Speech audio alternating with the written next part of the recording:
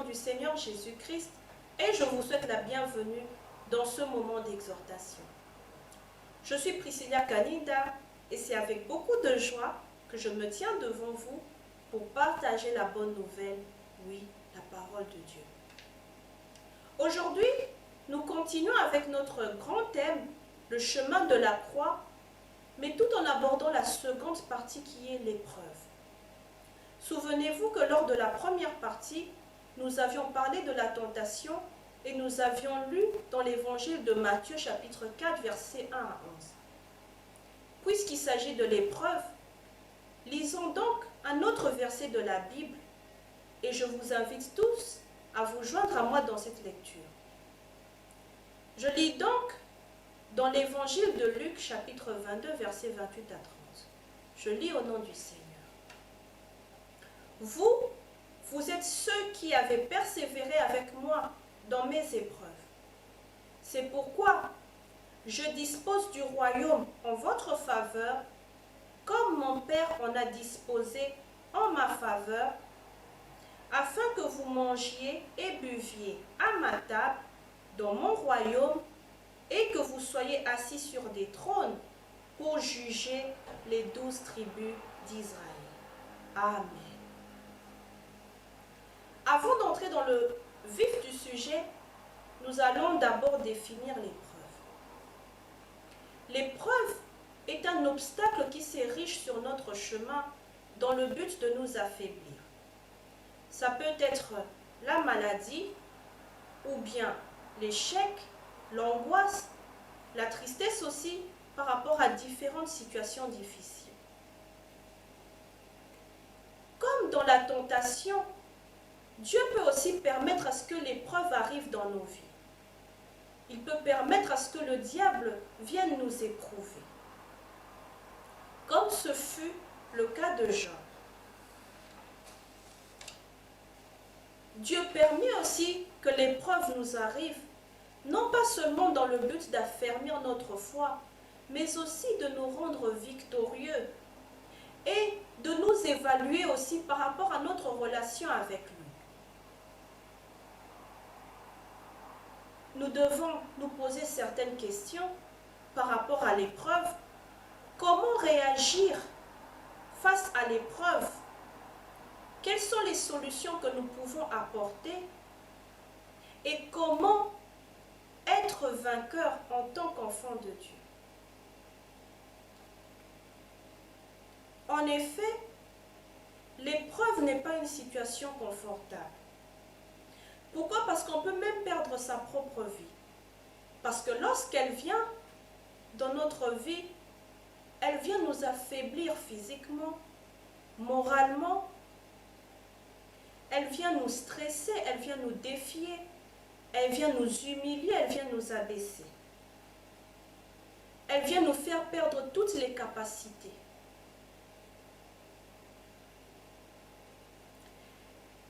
L'épreuve est comparable à un ennemi jouant deux rôles.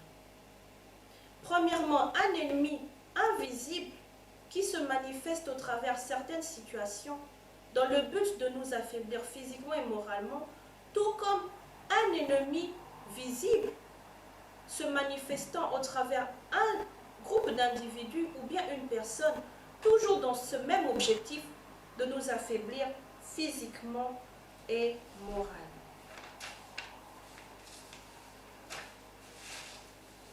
L'épreuve nous limite. L'épreuve nous donne un sentiment de révolte. Nous nous posons pas mal de questions. Nous nous disons des fois, pourquoi ces situations arrivent dans nos vies?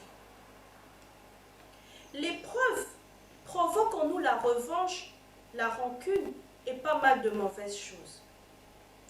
De plus, elle peut nous mettre dans un état de colère, dans un état de tristesse ou d'angoisse, dans lequel nous perdons tout le contrôle. Nous n'agissons plus avec sagesse et nous n'arrivons plus à prononcer des belles paroles. Toutes nos paroles deviennent négatives et nous murmurons. Le plus important de ça, c'est de comprendre comment Jésus-Christ a fait en situation d'épreuve. Quel a été son enseignement? Quelle a été sa perspective? Jésus-Christ parle dans le verset 28. Vous êtes ceux qui avez persévéré avec moi dans mes épreuves. Jésus-Christ s'adressa donc à ses disciples tout en reconnaissant leur persévérance avec lui. De plus dans ces épreuves. Pourquoi? Parce que Jésus-Christ, en étant sur la terre, bien qu'étant venu accomplir la mission de Dieu, il était confronté à plusieurs épreuves. Ce qui a rendu le Christ victorieux, c'était son attitude. En tant que chrétiens, nous avons aussi cette obligation d'avoir la même attitude. La première attitude est la persévérance. Jésus-Christ l'a même dit en s'adressant à ses disciples. Continuons notre parcours sans se relâcher, même si le diable vient pour nous décourager, même si c'est aussi dans le plan de Dieu que le diable vienne nous décourager, nous rendre malades, nous discriminer. Soyons premièrement moralement forts et puis redoublons les efforts, les objectifs. Pourquoi? Parce que personne sur la terre n'a cette capacité ou bien ce pouvoir de pouvoir arrêter notre destinée. De plus, chaque homme sur la terre est né avec un potentiel et aussi a un but. Que personne ne vienne vous décourager. Que personne vienne vous dire que vous n'êtes pas à la hauteur. Que ce soit au travail, que ce soit dans les études, dans les différents clubs de sport, culinaires ou autres, même à l'église, dans différents ministères, en route aussi, pourquoi pas. L'idée est que personne vienne vous décourager.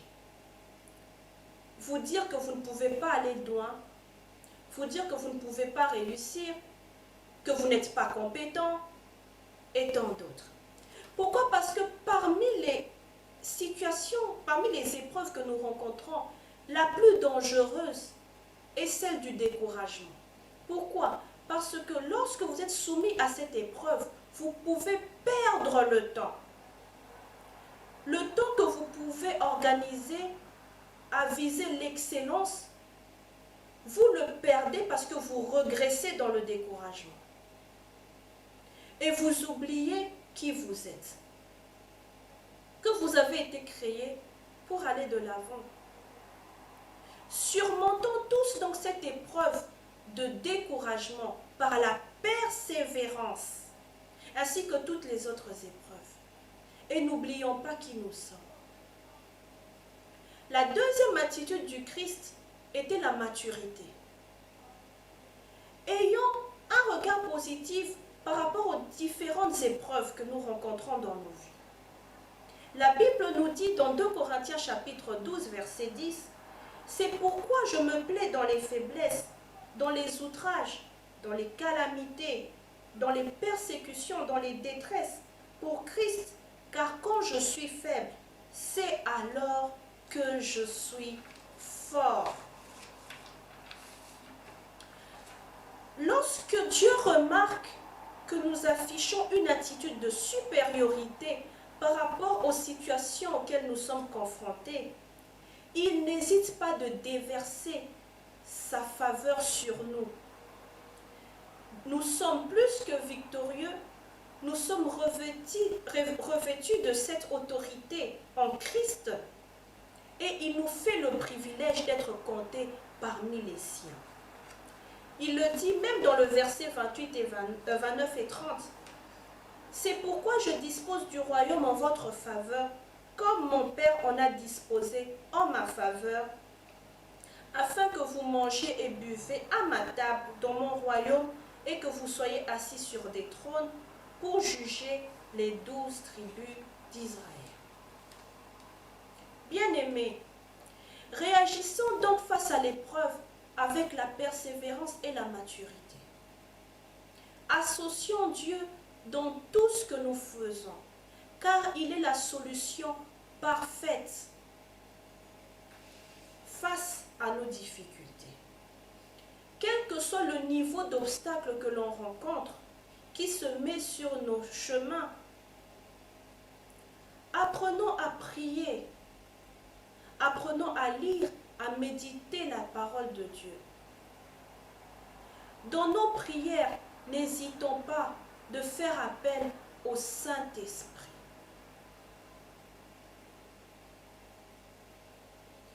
Lisons non seulement la Bible comme un livre, mais mettons aussi les valeurs chrétiennes en pratique.